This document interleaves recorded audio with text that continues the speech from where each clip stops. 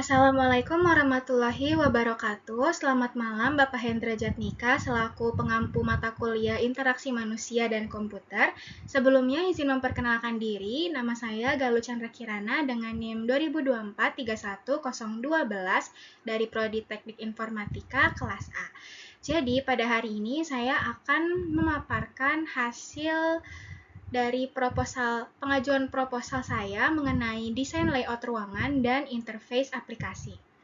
Oke, jadi langsung saja kita masuk ke isi proposal yang pertama. Oke, jadi isi proposal yang pertama ini terdapat pendahuluan yang terdiri dari latar belakang, tujuan, dan juga manfaat yang ada pada proposal yang saya buat. Jadi latar belakang pada proposal ini yaitu sebuah desain ruangan dan tampilan aplikasi berperan sangat penting dalam mendukung aktivitas kerja dan juga pelayanan pengguna. Lalu ruangan yang nyaman dan juga tertata rapi akan mampu meningkatkan rasa fokus dan juga produktivitas pengguna. Sementara itu, untuk interface aplikasi yang user-friendly atau yang mudah digunakan dan dioperasikan oleh pengguna itu memudahkan mereka dalam menjalankan fungsinya. Nah, proposal ini bertujuan untuk merancang keduanya secara efektif, secara keseluruhan, dan sesuai kebutuhan, lalu untuk menciptakan lingkungan kerja yang efisien dan juga optimal.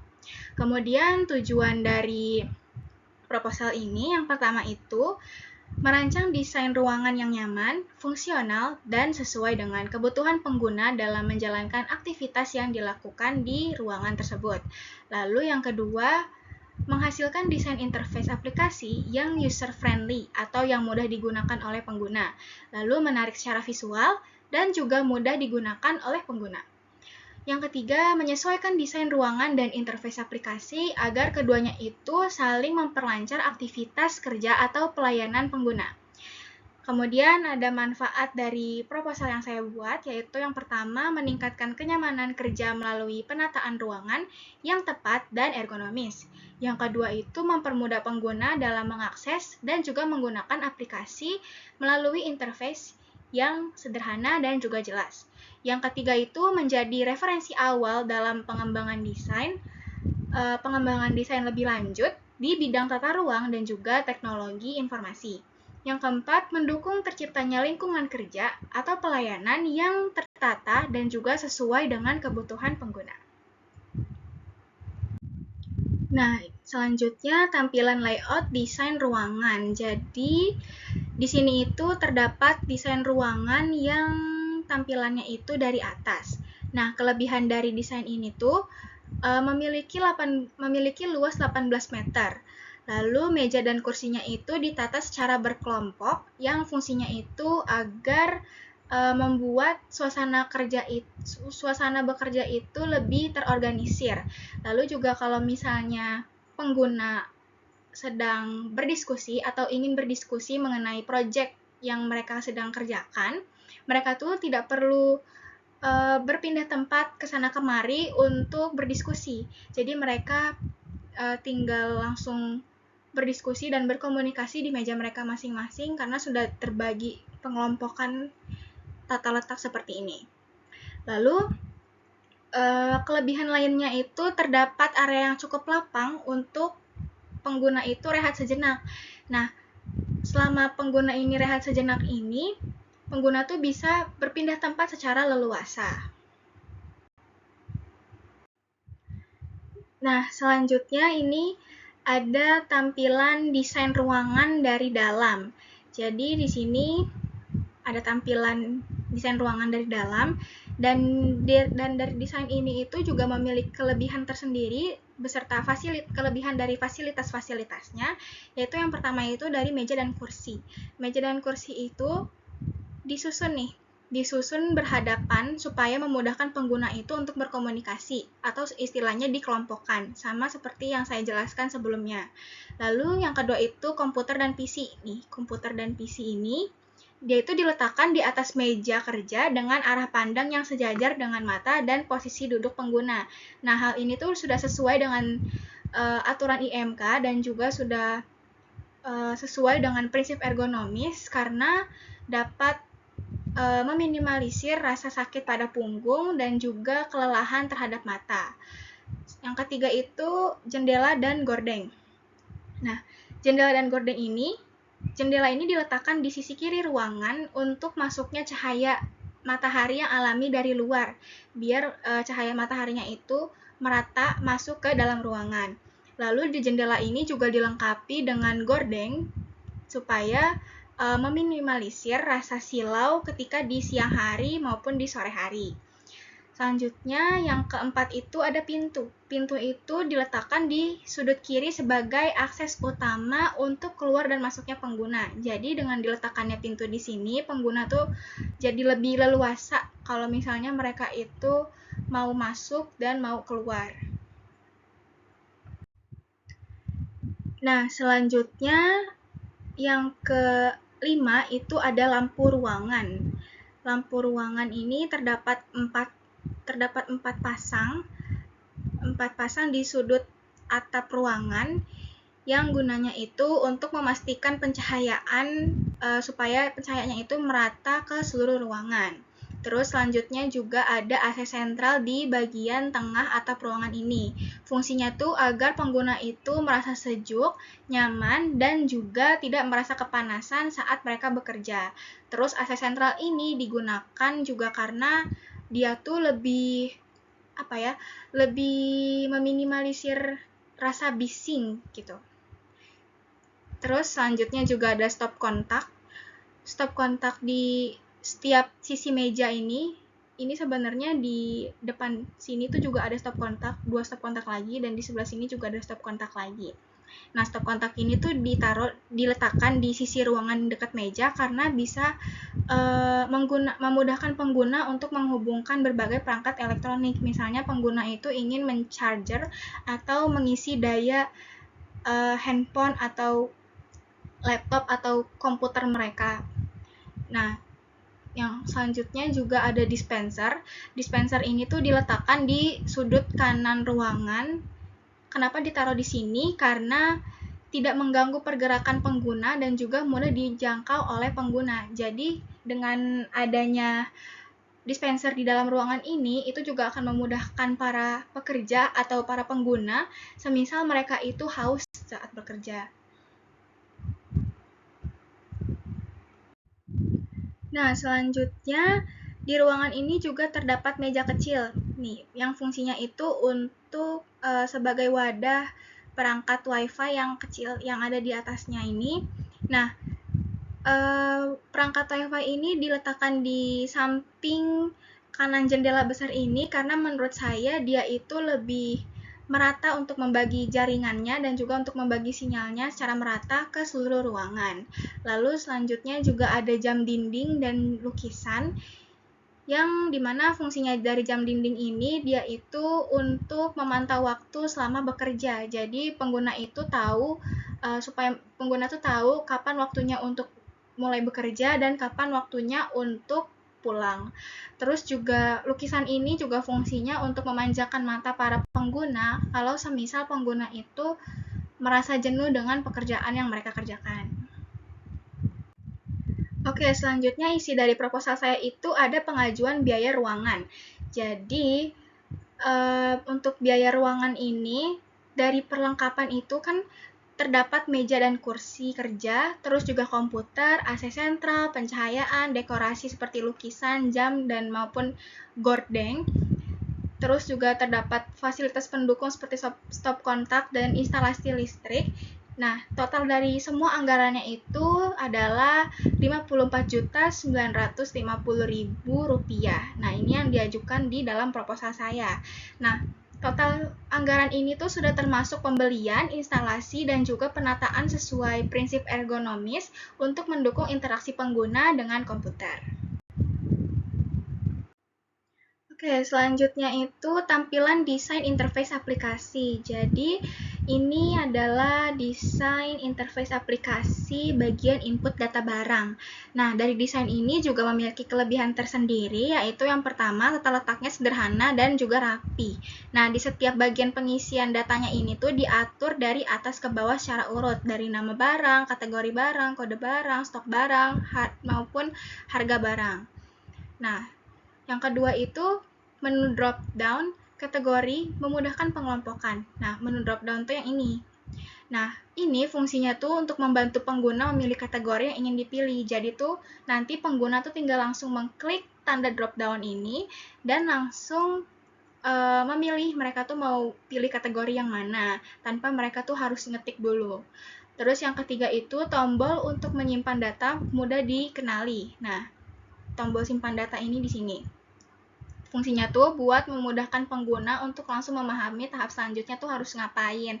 Jadi kayak habis memasukkan semua data barang, nanti pengguna itu bisa langsung mengklik simpan data untuk menyimpan data barang yang sudah dimasukkan. Nah, untuk desain interface yang kedua itu di sini ada desain interface transaksi penjualan. Nah, jadi kelebihan dari desain interface ini, yang pertama itu fitur ringkasan pesanannya itu informatif. Jadi membantu pengguna dalam melihat total belanja dan juga biaya pengiriman. Nah, nih, jadi gampang dilihat sama pengguna. Nama barang, terus jumlah yang dibelinya itu berapa, subtotal harganya tuh berapa, dan pengirimannya itu juga ada biaya pengirimannya tuh berapa. Nah, terus yang kedua itu input jumlah beli lebih praktis. Nah, di sini input jumlah belinya tuh kita tinggal mengklik tanda tambah untuk menambah jumlah yang ingin kita beli, lalu kita juga bisa mengklik tanda kurang ini untuk mengurangi jumlah yang ingin kita beli. Nah, jadi tuh fitur ini tuh sangat memudahkan pengguna untuk menginput jumlah barang yang ingin dibeli. Terus yang ketiga itu metode pembayarannya juga fleksibel. Nah, jadi nanti pengguna itu bisa langsung mengklik tanda drop down ini untuk memilih metode pembayaran yang sesuai dan sesuai dengan mereka dan mungkin yang menurut mereka tuh lebih aman ya. Jadi fitur metode pembayaran ini sangat memudahkan pengguna untuk memilih metode pembayaran yang menurut mereka itu nyaman dan juga aman. Oke, selanjutnya itu desain interface yang ketiga, itu laporan penjualan. Nah, dari desain laporan penjualan ini juga punya kelebihan tersendiri, yaitu yang pertama terdapat statistik ringkasan yang informatif. Nah, ini statistik ringkasannya tuh yang ini, yang fungsinya tuh dapat memudahkan pengguna untuk melihat informasi seperti total penjualannya tuh ada berapa, terus jumlah transaksinya tuh yang selama sebulan atau selama 2 bulan tuh berapa, terus produk yang habis itu ada berapa. Yang kedua itu adanya fitur tanggal laporan. Nah, di sini ada fitur tanggal laporan yang gunanya itu untuk memilih dan juga melihat rentang tanggal sesuai kebutuhan laporan. Jadi semisal pengguna itu ingin mengecek laporan dari tanggal segini sampai tanggal segini. Nah, nanti tinggal di-input di sini. Terus yang ketiga itu tabel detail penjualan juga jelas. Tabel detail penjualan jelas ini tuh yang ini. Detail penjualan tabelnya tuh yang ini, yang fungsinya itu untuk memudahkan pengguna melihat data secara cepat dan jelas. Kayak di sini kan tertera itu ada nama produk, terus ada kode barangnya juga, ada quality, harga, dan juga sama stok yang habis. Jadi alurnya itu pengguna itu harus menginput tanggal yang ingin dicek laporannya terlebih dahulu. Nah, nanti setelah itu bisa langsung diklik OK. Kemudian di sini langsung tertera statistik ringkasannya, terus juga sama tabel detail penjualannya. Lalu dalam proposal saya juga terdapat pengajuan biaya untuk desain interface aplikasi, yaitu yang pertama, desain interface ini fokus pada desain yang informatif, user-friendly, dan juga menarik. Terus halaman yang akan dirancang itu adalah input data barang, transaksi penjualan, dan laporan penjualan. Kemudian biayanya itu sudah mencangkup desain grafis, terus pengembangan UI dan UX, terus juga sudah mencangkup pengujian interface atau antarmuka. Jadi total anggaran yang diajukan itu sebesar Rp12.500.000. Kemudian di sini juga ada timeline pengerjaan desain ruangan, yaitu untuk tahap pertama itu kami mengerjakan perencanaan dan konsep desain. Nah, kegiatannya itu diskusi kebutuhan ruangan, terus juga menentukan konsep dan layout dasar, kemudian sketsa awal tata letak. Nah, durasi estimasinya itu 2-3 hari. Kemudian untuk tahap yang kedua itu pembuatan denah 2 dimensi dan juga 3 dimensi. Nah, kegiatannya itu sudah termasuk membuat desain tampak atas, terus membuat tampilan dalam untuk menunjukkan meja, komputer, AC, dan lain-lain, lalu menyesuaikan posisi furniture agar efisien dan juga ergonomis, terus juga merevisi berdasarkan masukan yang diberikan. Nah, durasi estimasinya itu 3-4 hari. Kemudian untuk tahap yang ketiga itu pemilihan dan penetapan furniture. Jadi, deskripsi kegiatannya itu yang pertama menentukan jenis dan ukuran meja, lalu kursi dan juga komputer. Yang kedua menyesuaikan posisi perangkat dan stop kontak. Yang ketiga mengatur arah duduk, pencahayaan dan juga jarak kerja. Estimasinya itu selama 2-3 hari. Kemudian untuk tahap 4 itu penambahan elemen interior. Nah, ini tuh udah termasuk menambahkan dekorasi, penempatan jendela dan pemasangan gordeng, terus juga penyesuaian estetika ruangan. Nah, estimasinya ini selama 2 hari. Terus untuk finalisasinya itu sudah termasuk review tampilan akhir, kemudian koreksi pencahayaan, warna, dan posisi, dan juga mengekspor hasil visual untuk proposal. Nah, estimasinya selama 1-2 hari. Kemudian dalam proposal saya juga terdapat timeline pengerjaan desain interface aplikasi. Nah, untuk hari pertama sampai hari kedua itu kegiatannya menganalisis kebutuhan pengguna. Jadi menentukan fitur utama di input, transaksi, dan juga di laporan. Lalu untuk hari ketiga dan keempat itu membuat sketsa awal interface. Jadi membuat kerangka dasar tata letak interface setiap halamannya. Lalu untuk hari kelima sampai hari ketujuh itu membuat desain visual atau desain UI-nya. Nah, ini tuh udah termasuk mendesain tampilan halaman seperti warna, icon, tombol, layout setiap elemennya. Lalu untuk hari ke-8 sampai hari ke-9 itu penerapan prinsip UX-nya, yaitu sudah menyesuaikan navigasi dan kemudahan penggunaan interface. Lalu untuk hari ke-10 sampai ke-11 itu uji coba sederhana ke pengguna. Jadi mengumpulkan feedback dari pengguna terhadap alur aplikasinya. Terus untuk hari ke-12 itu finalisasi desain. Nah, ini udah termasuk revisi terakhir, perapihan, dan juga menyiapkan desain untuk pembangunan aplikasi selanjutnya. Nah, jadi kesimpulan dari proposal pengajuan saya yaitu perancangan ruang kerja dan interface aplikasi yang baik sangat penting untuk menciptakan lingkungan kerja yang nyaman, efisien, dan juga produktif. Tata ruang yang ergonomis serta interface yang user-friendly dapat meningkatkan kenyamanan pengguna, memperlancar aktivitas, dan memudahkan pengelolaan data.